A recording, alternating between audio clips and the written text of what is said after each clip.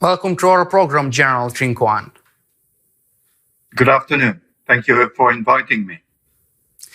Ukrainian President Volodymyr Zelensky says that Russia is preparing another offensive inside Ukraine into the Kharkiv, Zaporizhia, and Sumy region, according to the Ukrainian military intelligence. How could this Russia's war efforts, new offensive inside Ukraine, influence the negotiations between Russia, the United States, and Ukraine? This perspective should at least show to Mr. Trump that Russia doesn't want peace and they want to continue attack on Ukraine. So that should change its state of mind. But I'm not sure it will happen. For a European, it will show clearly that the continuous support to Ukraine is needed and that the reinforcement will come. But really the problem is in the end of Mr. Trump. Will Mr. Trump understand that he has nothing to gain with Russia and that he needs to continue to support Ukraine and try to force Russia to negotiate?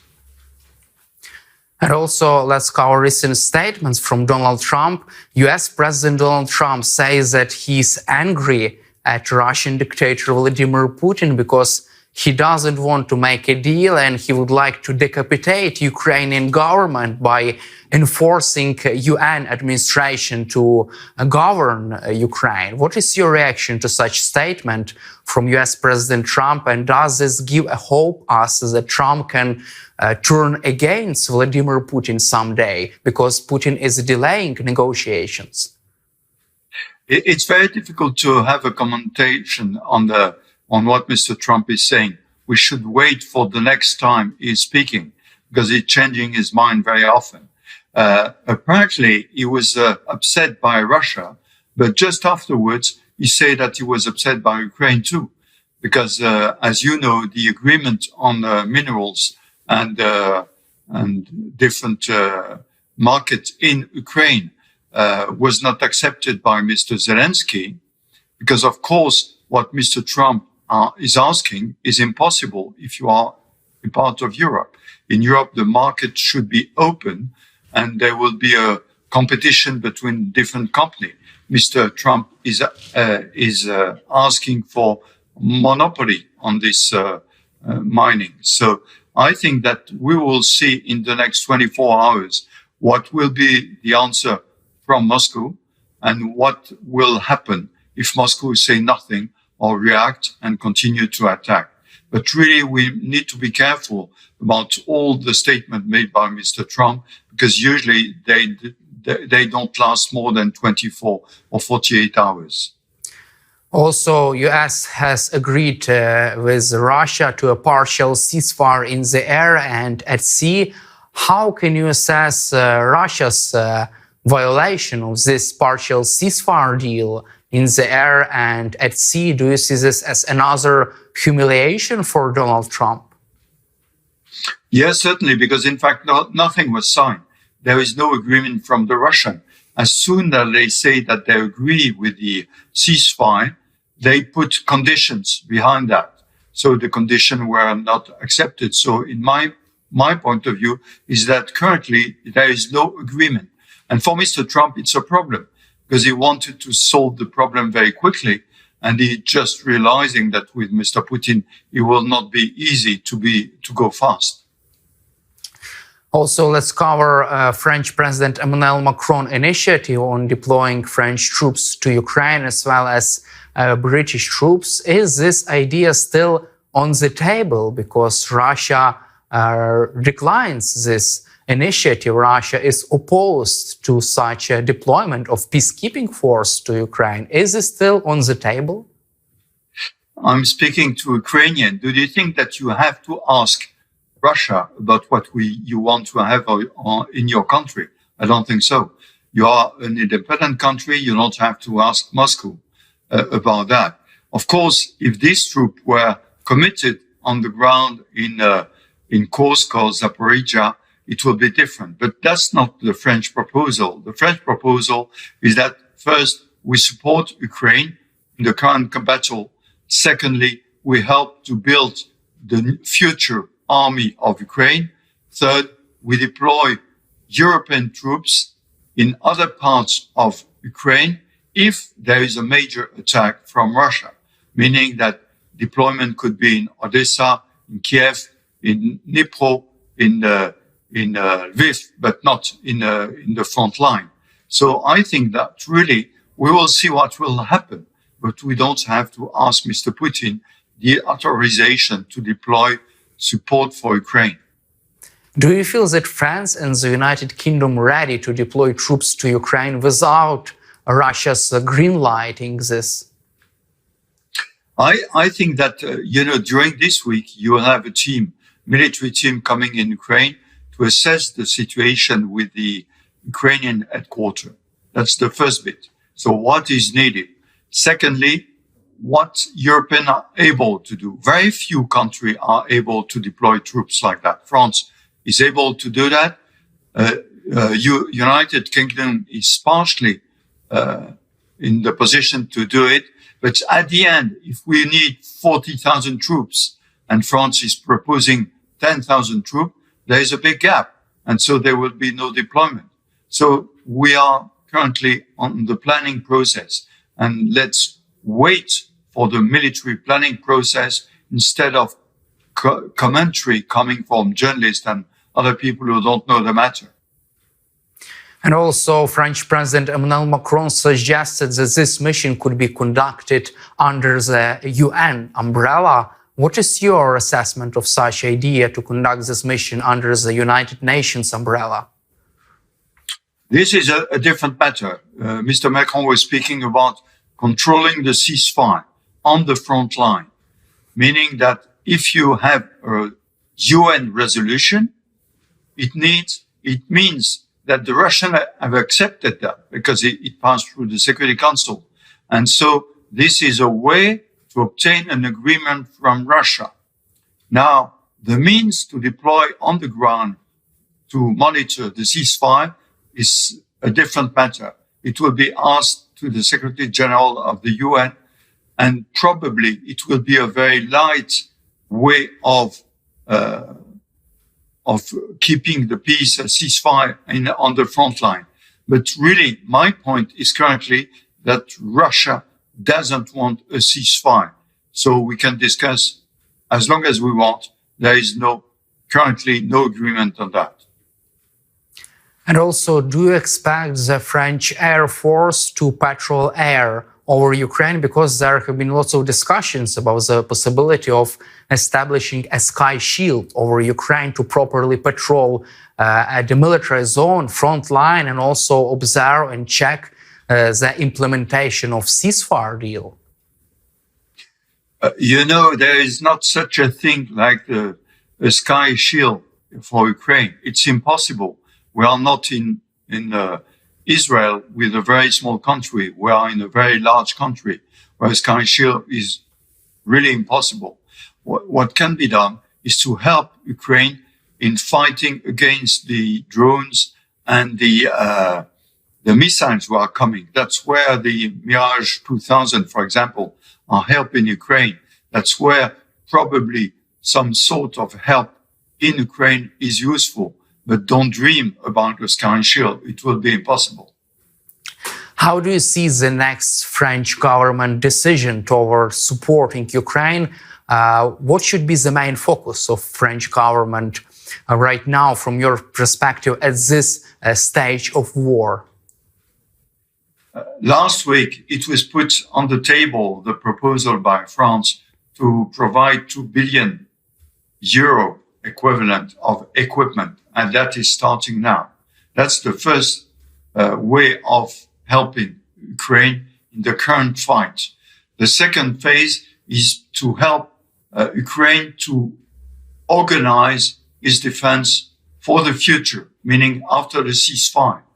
And the third one is to help Europeans to understand how they can help after the ceasefire. And this is the work which is already on the table. We'll see that in the next week, what will be the evolution. Things are going very fast. for the last month, they have been meeting in London, in Paris, and things are going forward with all European together to help Ukraine. So we need to be very careful. Currently, there is no ceasefire accepted by the Russian, but Europeans are working on how to help Ukraine on this ceasefire, before the ceasefire, during and after the ceasefire. Let's also cover Kremlin and Russian dictator Vladimir Putin. Do you expect Kremlin to accept full ceasefire deal until the end of this year? Because it seems like Putin is just giving Trump enough to declare any kind of success in negotiations, but not enough to actually end the war. I think that Russia is currently first gaining time in order to have an offensive, to try to have more ground in mainly the 4 oblasts who have been annexed by Russia. That's the first bit. Second thing, they are playing with Mr. Trump. They are playing with him because he's not objective. You know, he's feeling like the Russians have their rights. And so they are playing with him. And the third thing is that I think that Mr. Putin needs war, because with war he's organizing his power in Russia in order to execute all opposition and to try to organize the state around him, around the army, and around the defense of Russia. And that's very useful for him for the future, for the next future. Let's also cover a situation on the global stage. We have heard new statements from the US administration. It seems like they are refocusing, changing their focus from Europe to the Indo-Pacific region, China. Do you feel that France, the United Kingdom, ready to take the lead in defending Europe, also including providing nuclear umbrella? Oh, there are many things in one question. The first thing is that Europe is observing the rise of new empires. The old empire like Russia, but the new empire like US. And Europe, which is a major power in the world, is not ready to be an empire. We need to organize ourselves to be powerful in the defense of democracy and in the defense of our continent.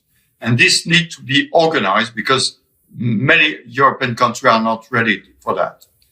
In that position, France is providing nuclear deterrence to all European countries. It's not a new thing for France. The problem is that many countries never think about that. They thought that US will provide that. Now they are asking questions. They are not sure that the US will provide that. So they are thinking, and there will be discussion about the way France is providing his umbrella, his nuclear umbrella to other European countries. So I think we are really in a changing world, which is my last book, by the way. The world is changing from a world to another one. And I think that things are going very fast on the ground with Mr. Trump. Europe is more slow because we are 27 countries and it's difficult to have a common understanding with 27 countries. But for the last 3 years, things have been quicker. And I think that in the future, because of Mr. Trump, they go faster. Do you expect European allies to continue to buy American weaponry after such a change of course in the United States? There is one problem. It's mainly air defense. I'm talking about F-35 and the Patriot, which are really the weapon system in the end of the American. It costs a lot. Just give you 2 figures. When you buy F-35, you spend 170 million euro. When you buy a French aircraft, Rafale, for example, it's 70 million euro. So if you compare in terms of money, of course, Europeans are buying a lot of equipment in US because of the F-35 and because of the Patriot. In other weapon systems, it's not true. Artillery, tanks, APCs, small air defense system, lots of them are built in Europe. And we need to improve that and to have a European industry capable of providing weapon system to European countries, including Ukraine. Let's also cover the future of transatlantic alliance. Do you expect the US to withdraw from NATO, and can France, the United Kingdom and other allies sustain its defend itself against Russian aggression and other adversaries without American commitment, without the US military? Certainly we don't want that, but it's up to the American to decide that. And it's up to the European not to wait every 4 years to know what the American will vote and will decide.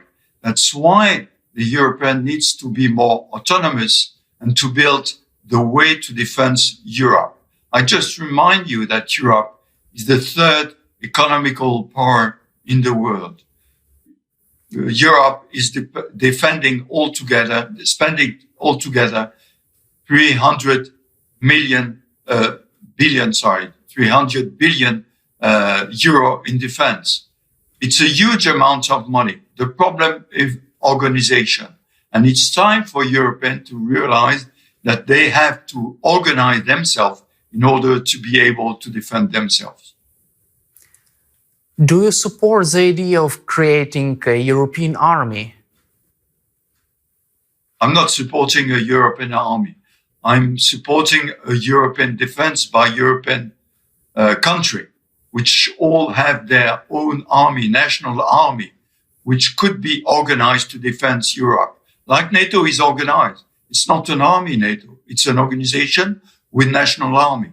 We can do the same with Europe.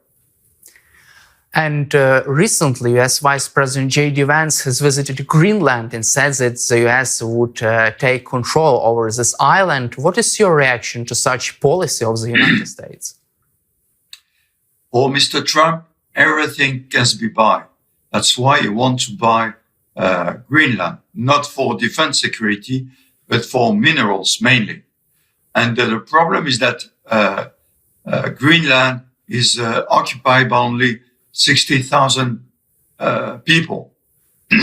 Will Mr. Trump pay enough to buy these people? I don't know. But I understand why Denmark is very upset about this subject. And do you feel that France, UK, and other allies can convince Trump that they can improve defense of the island using NATO, but not invading this territory? But as I told you, it's not a matter of defense. There is already a US base in Greenland, and we can organize that without problem. The problem is the American empire wants to annex not only Greenland, but annex also Canada. So it's a problem of power and balance of power in the world. And we need to be, for Canada, for example, they are really upset about that. And they want to join EU, for example, which is not a matter. So we need to be very firm against this position from Mr. Trump. US was the center of the free world. It must remain the center of the free world and not an empire like Mr. Trump wants it to be. And also, what do you think about China right now? What does China feel right now with these statements from the United States, with its ambition to gain control over Greenland, over Panama Canal, over Canada? What does China think right now? I think that China is looking very carefully all that, and they found that if Mr. Trump wants Greenland, why China will not take Taiwan? And Mr. Trump will have nothing to say. So I think the position is very interesting currently. And do you expect the US to defend Taiwan against Chinese aggression? you're saying US will defend? Sure. The Yes. question? No. Do you I don't expect think the so. United States to fully defend Taiwan in case of Chinese aggression? No, I don't think so. The major importance of Taiwan, computer system, I Microchips. remember the name. Yeah, exactly. And now Mr. Trump is starting to build factories in US for that. So I think that Taiwanese must be careful about what will be the future. That's why most of them have 2 passports to be ready to leave. Thank you, General Trinquand, for your time and for your support for Ukraine, and glory to Ukraine. Thank you very much. Glory to Ukraine.